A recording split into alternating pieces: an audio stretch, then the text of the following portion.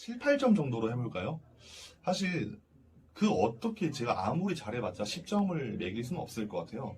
모든 강의가 그렇겠지만은 하고 나면 항상 아쉬움이 남거든요. 아, 조금 더 잘할 수 있을 것 같은데, 조금 더 잘할 수 있을 것 같은데. 이런 내용이 항상 있는 거죠.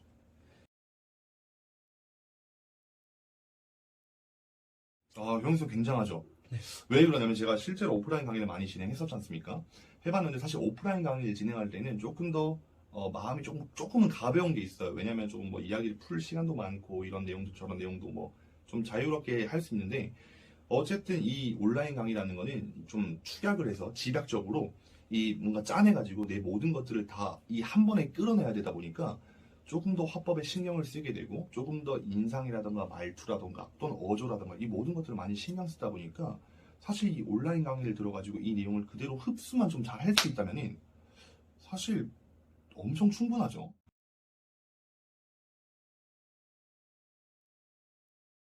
우선은 사실 이 내용들을 어쨌든 객관적인 정보라든가 이런 정보의 전달도 목적이 있기 때문에 혹시나 잘못된 게 있지는 않을까 해서 이 팩트 체크들을 되게 많이 했었어요. 팩트 체크들을 엄청 많이 했었고 두 번째로는 어쨌든 이 내용 큰 틀 자체가 강렬한 인상을 남기는 거지 않습니까? 그럼 어떻게 좀 내용을 전달을 해줘야 또 어떤 내용들을 넣어줘야 이걸 보시는 이 강의를 보시는 분들께서 좀 어떻게 나도 임팩트 있게 사용을 할까? 사실 똑같은 내용을 전달을 해도 결국에는 자신화하게 되어 있어요.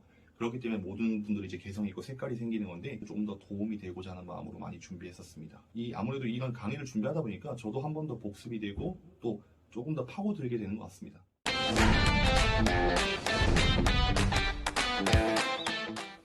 안녕하세요. 강렬한 인상을 남기는 상담은 무엇이 다른가? 세 번째 시간입니다. 오늘은 대장용종으로 가족 계약하기라는 주제로 얘기를 해볼 텐데요. 자, 우리 첫 번째 시간에는 상담의 방향 잡기라고 해서 질문을 통해 고객들의 이목을 끌고 여러 가지 니즈를 환기시켰죠. 두 번째 시간에서는 전문가 상담이라고 해서 많은 분들에게 신뢰를 주고 또 나의 정직함을 어필하는 그런 시간이었습니다. 오늘 이 세 번째 시간에서는 대장용종이라고 하는 이 흔한 질환에 대해서 좀 디테일하게 다뤄볼 겁니다. 그리고 이 본 강의에 대해서는 완벽할 수는 없습니다. 제가 의사라던가 손해사정사가 아니기 때문에 저의 철저하게 경험과 실무에서 나온 내용이기 때문에 항상 약관과 상품 설명서를 확인하셔야 됩니다. 자, 그러면 본론으로 들어가 보도록 하죠.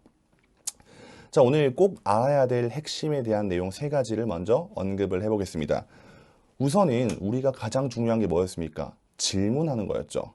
자, 대장용종에 대해서 질문을 해야겠죠. 질문을 해야 고객분들의 반응과 대답을 이끌어낼 수 있을 테니까요. 자, 두 번째로는 대장용종에 대해서 어떤 보험금들을 받을 수 있는지를 저희가 다 알아야겠죠. 그 내용에 대해서 한번 살펴볼 거고요. 세 번째로는 각종 수술비들에 대해서 어떻게 하면 청구를 할 수 있고 어떤 식으로 청구를 해야 되는지까지 한번 보겠습니다. 자, 우리 대장용종에 대해서 상담을 해볼 텐데 이런 얘기가 있죠.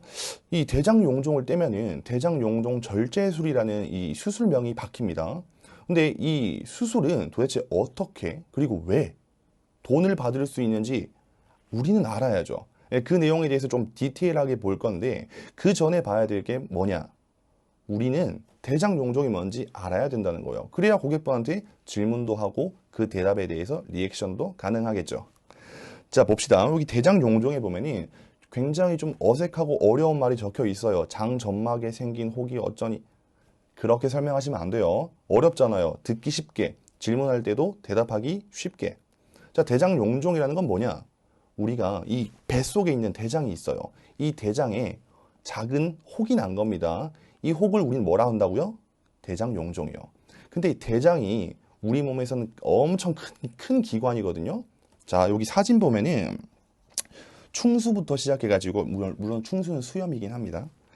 이 맹장과 상행의 결장, 그리고 횡행, 하행, S자까지 포함해서 이 많은 결장들과 직장까지 포함합니다. 자, 직장은 우리가 사실 조금 부끄러울 수 있는데 항문과 좀 가까이 밀접해 있는 곳이죠. 이 내용 꼭 기억하시고 대장의 구조예요. 이 모든 걸 다 뭐라고 한다고요?